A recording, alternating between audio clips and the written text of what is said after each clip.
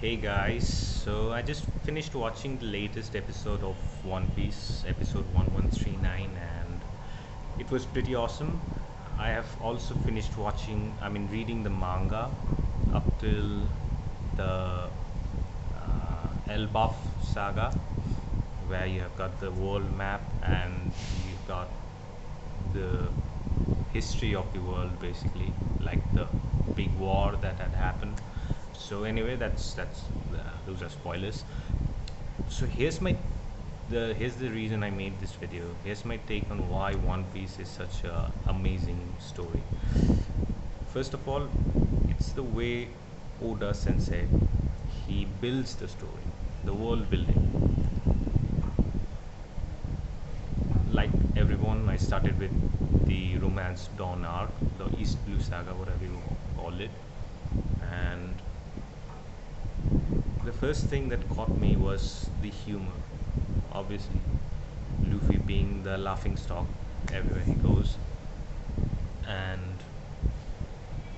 the way he captures the attention of everyone he meets, whether it be Kobe initially, then Nami came along, everyone just getting attracted to Luffy's sense of carefreeness. I think Oda made the character as flat as he could, just like uh, Goku, for instance, a very carefree character, which uh, I think suits us a lot in a way.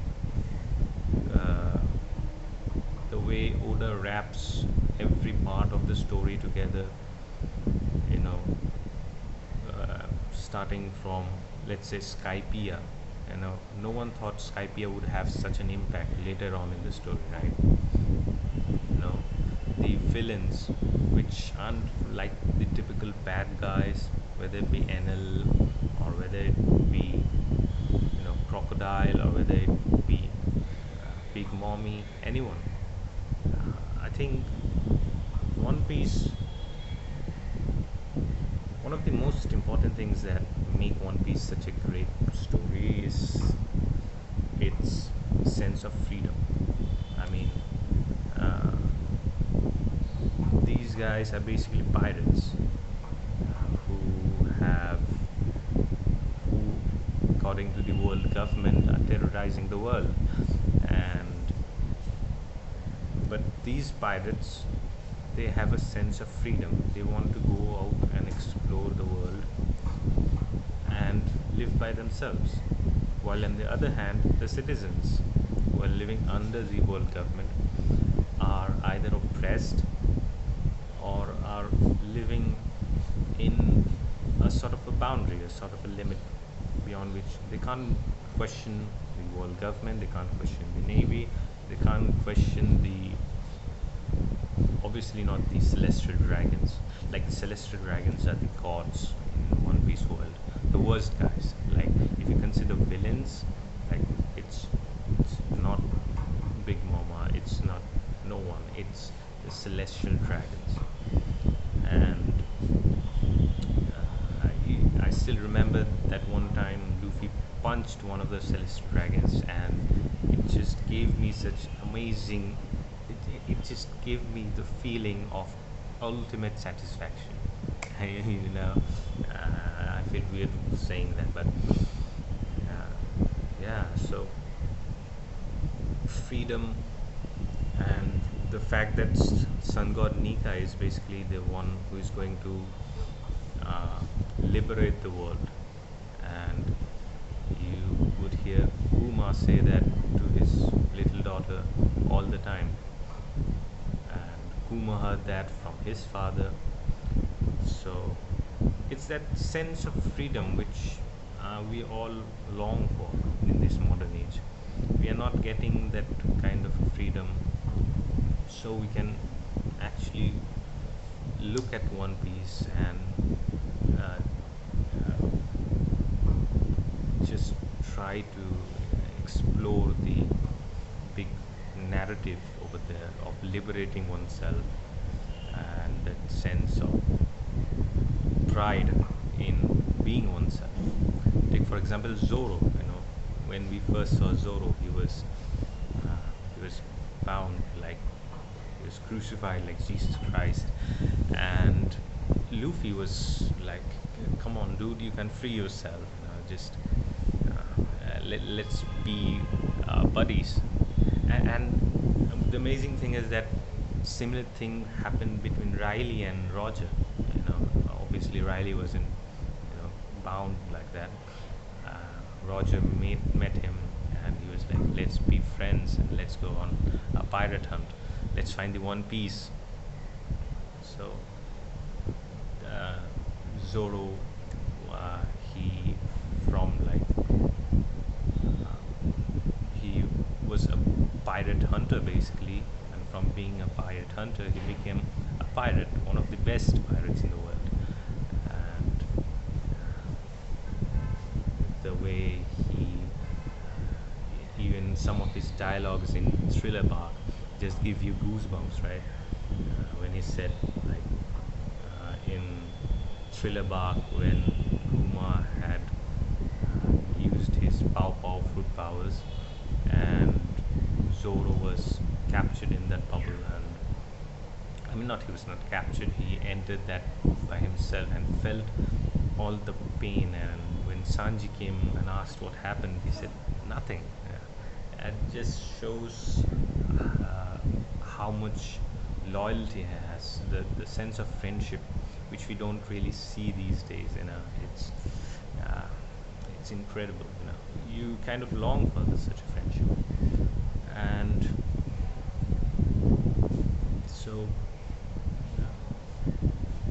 the another thing which really captures me, obviously I said that, and I'm gonna say it again, the villains, like, they've got they've got desire, right?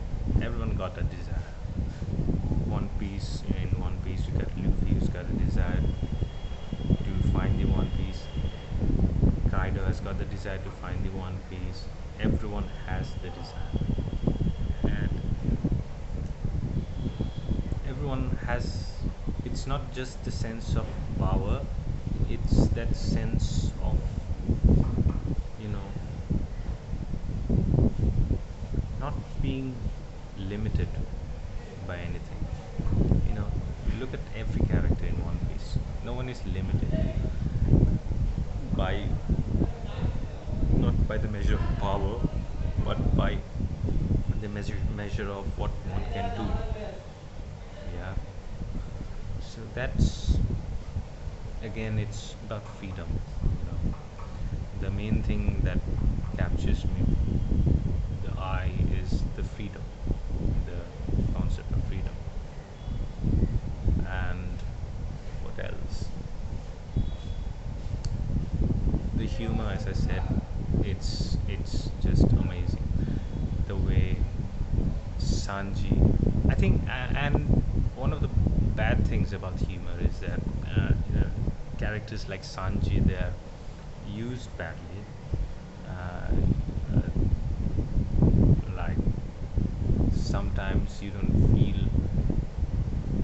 like, currently the humor isn't that level as it was in the past.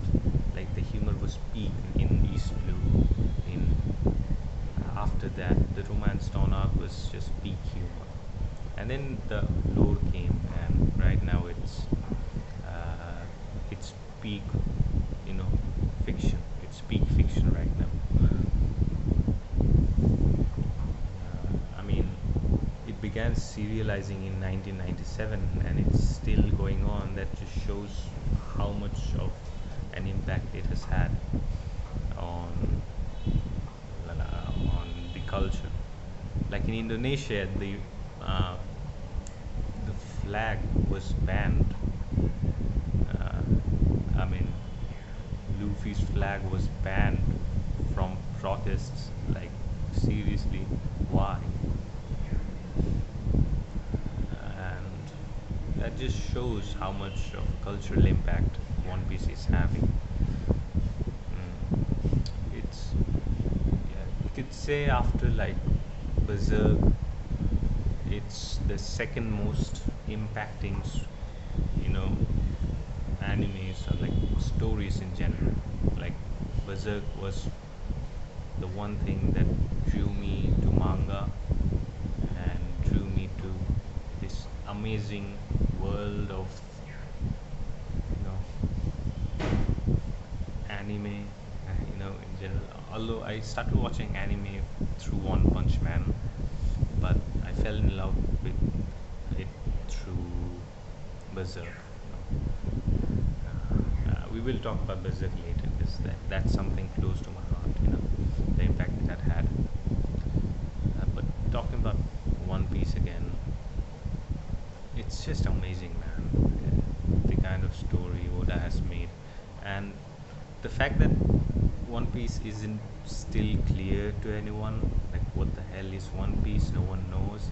Even there are so many mysteries around Nika. There's so many mysteries around Emu. Like, how many watch time do you think Emu has got? Like, he's the main villain, right?